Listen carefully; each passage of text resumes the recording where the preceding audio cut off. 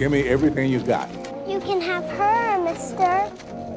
At 80 years old, I robbed my first bank. I scared the hell out of everyone there, except for this one little girl. While grown adults cowered in terror, she stood there holding up her doll, her face completely serious as she offered it to me as a gift. I froze for a moment, caught off guard by her innocence, then hurried over to check on her. The sweet thing was as adorable as my own granddaughter. Her mother, trembling at the sight of my menacing appearance, could only manage a timid attempt to scold her daughter for bothering me while I worked. Then my damned heart condition struck. The pain brought me to my knees right there on the bank floor. Seeing my agony, the little girl reached out with her tiny hands to remove my mask, trying to help me breathe. Her mother yanked her back instantly, terrified I might hurt them if provoked. What they didn't know was that I was probably the gentlest soul in that room. In 8 decades of living, I'd never even stepped on an ant. If life hadn't backed me into this impossible corner, I would have gone to my grave without ever setting foot in a bank with criminal intent. I understood the child just wanted to help me breathe easier.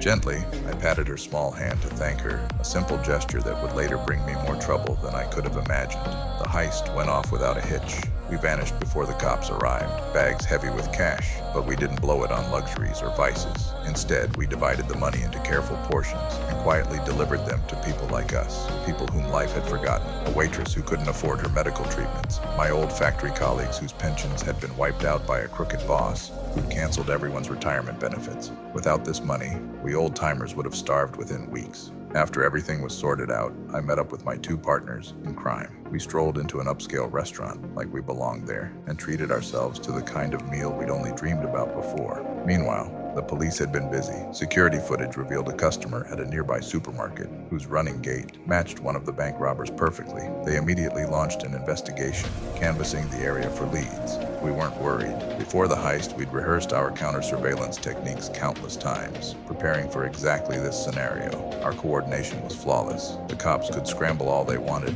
but they had nothing solid. Then those idiots did something I never saw coming. They rounded up every possible suspect who fit the profile and brought in that little girl to identify us. The moment I saw her, cold sweat ran down my spine. She walked slowly past each person in the lineup, studying us carefully. Then she stopped directly in front of me. Her eyes lingered on my watch, and I knew she recognized it, the same watch I'd worn during the robbery.